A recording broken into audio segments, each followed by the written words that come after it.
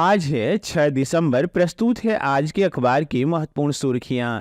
लोकसभा में द्रमुक सांसद सेंथिल कुमार का विवादास्पद बयान, कहा भाजपा को मिलते हैं गोमूत्र राज्यों में वोट। लोकसभा में मंगलवार को जम्मू कश्मीर आरक्षण संशोधन विधेयक और जम्मू कश्मीर पुनर्गठन संशोधन विधेयकों पर चर्चा के दौरान द्रविड़ मुनेत्र कसगम यानी द्रमुक सांसद DNB सेंथिल कुमार ने भाजपा को लेकर कहा कि उसे गोमूत्र वाले राज्यों में वोट मिलते हैं, दक्षिणी राज्यों में नहीं।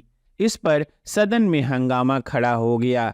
हालांकि बाद में उन्होंने माफी मांग ली। उन्होंने कहा कि अगर उनकी इस टिप्पणी से किसी की भावनाएं आहत हुई हैं तो वे दोबारा इसका उपयोग नहीं करेंगे।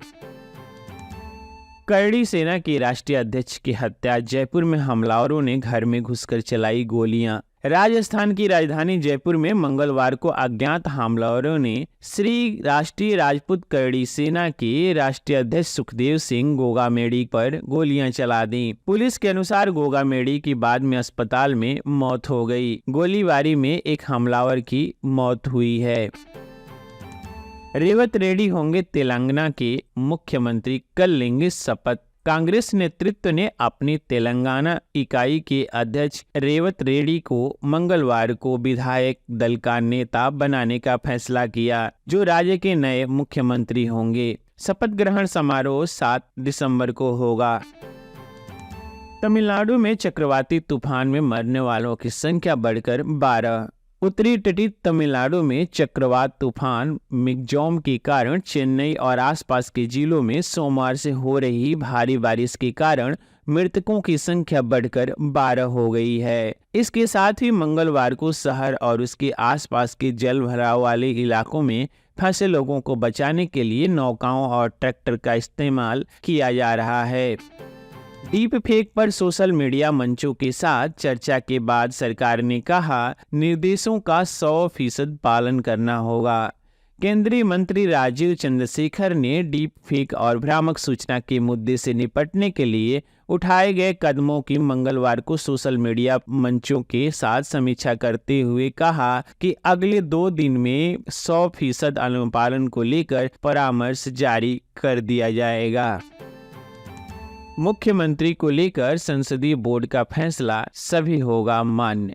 राजस्थान में नए मुख्यमंत्री को लेकर जारी कयासों के बीच भारतीय जनता पार्टी के राजस्थान प्रभारी अरुण सिंह ने मंगलवार को कहा कि मुख्यमंत्री के संबंध में पार्टी के संसदीय बोर्ड का फैसला सभी को मान्य होगा। विपक्ष ने EVM पर मढ़ा दोष, भाजपा ने किया पलटवार।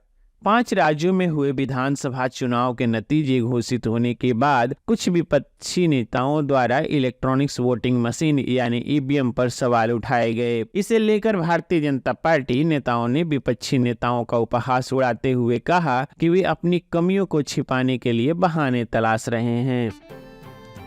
अब दिसंबर के तीसरे हफ्ते में होगी इंडिया की बैठक। गठबंधन के कई नेताओं ने शामिल होने में जताई थी असमर्थता।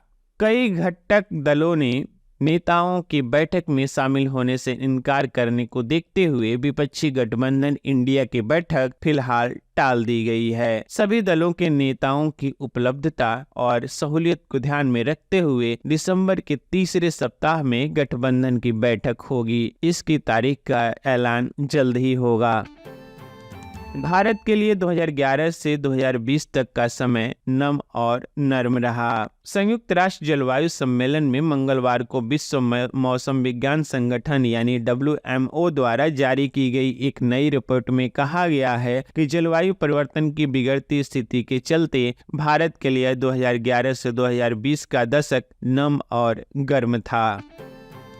देश में साल 2022 में सबसे ज्यादा दंगे महाराष्ट्र में हुए। भारत में 2022 में दंगों के सबसे अधिक यानी 8,218 मामले महाराष्ट्र में दर्ज किए गए। राष्ट्रीय अपराध रिकॉर्ड ब्यूरो यानी NCRB के नवीनतम आंकड़ों में यह जानकारी दी गई है। रिपोर्ट में यह भी बताया गया है कि मुंबई में बीते साल अधिक अपराध के 6,960 मामले दर्ज किए गए। यह किसी भी महानगर में दर्ज ऐसे मामलों में सर्वाधिक है। ये खबरें आप खबर-ए-अवध से सुन रहे थे। धन्यवाद।